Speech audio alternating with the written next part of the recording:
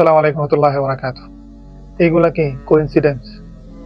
কয়েকদিন পূর্বে হাদি ভাইয়ের শো এর মধ্যে জুলাই গণঅভ্যুত্থানের পরে একটা মেয়ে খুব ভাইরাল ছিল, যারে নিয়ে আমাদের যুবক সমাজ অনেক ধরনের কন্ট্রোভার্সি তৈরি করছে এবং সে ক্রাশে পরিণত হয়েছিল। পরবর্তীতে তার অবস্থা কি হয়েছে আমরা জানি, এবং তার সোশ্যাল মিডিয়াতে ভালো কোনো পোশাকের ছবি বা ভিডিও খুব কমই দেখা যায়। সে একটা প্রশ্ন করছিল, কিন্তু বোরকা কি বাংলাদেশের সাংস্কৃতিক? বোরকা কি আমাদের সাংস্কৃতিক পোশাক কিনা। তো এই কথাটা, এই ভিডিওটা সোশ্যাল মিডিয়াতে অনেক জায়গায় দেখেছি। তো তখন ভাবলাম যে যেহেতু এই ধরনের প্রশ্ন করছে, এটা একটা মানে চক্রান্তমূলক বা খোঁচানোমূলক একটা প্রশ্ন, এটা নিয়ে আলোচনা করলে জিনিসটা আরো ভাইরাল হবে, আরো বেশি সমস্যা হবে। তো এটা নিয়ে আলোচনা করি নাই বা অনেকেই করে নাই।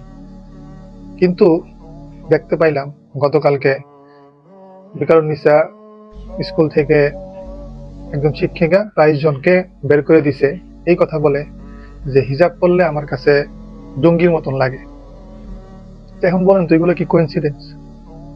আপনার কাছে কোইন্সিডেন্স মনে হতে পারে, কিন্তু আসলে এগুলা পরিকল্পিত।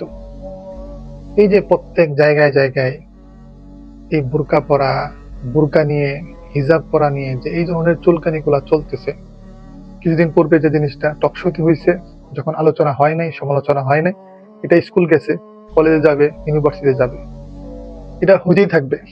আপনি আলোচনা করবেন, এর দ্বারা এটা ব্যাপক আকারে সব জায়গায় ছড়াবে, এর দ্বারা প্রতিবাদ হবে, কিছুদিনের জন্য চুপ থাকবে, আবার এটা বাস্তবায়ন করার চেষ্টা করা হবে। এই কাজগুলা কারা করতেছে জানেন?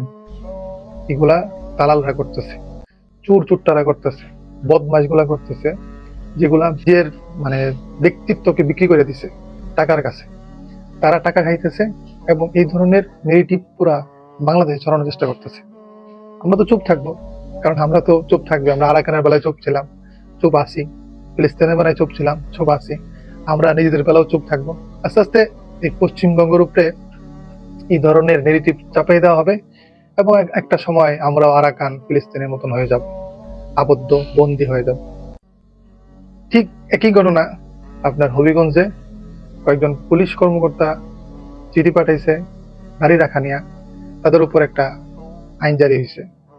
এই জিনিসগুলা কারা করতেছে? এই জিনিসগুলা করতেছে কে? কই মনে আছে পুলিশ কর্মকর্তা টিপের কাণ্ড নিয়া যে পুরা সোশ্যাল মিডিয়া, পুরা বাংলাদেশ লালা পড়ে গেছিল? আমাদের কিছু সুশীল মানে কিছু অভিনেতা, চলচ্চিত্র অভিনেতা বা যারাই বলেন এভরিথিং, তারা টিপ পরে পরে ছবি দিছে যে এই সেই। তারা এখন কই মুখে আঙ্গুল দিয়ে বসে আছেন? আপনারা এখন কথা বলবেন না? আপনারা তো এখন কথা বলবেন না। এই পুরুষ নামক মহিলাগুলা মানে আসলে তারা পুরুষ না, তারা আসলেই মহিলা। এখন কথা বলবে না তো? কথা বলবে টিপ নিয়ে, কথা বলবে শাড়ি নিয়ে, কথা বলবে মেয়েদের যখন সবকিছু দেখা যায় তখন ভাল লাগে, তখন কথা বলবে। তখন এগুলো বন্ধ হয়ে যাবে, তাদের দেখা বন্ধ হয়ে যাবে। চরিত্রহীন মানুষগুলা তাদের মানে চোখের যে খিদা মিটাইতে পারবে না, তখন তারা কথা বলবে। আর যখন পর্দা, বোরকায় জিনিসগুলো চলে আসবে, তখন তারা বলবে যে এই দেশ তো আফগানিস্তান হয়ে যাইতেছে। জুতা মারা দরকার তাদের।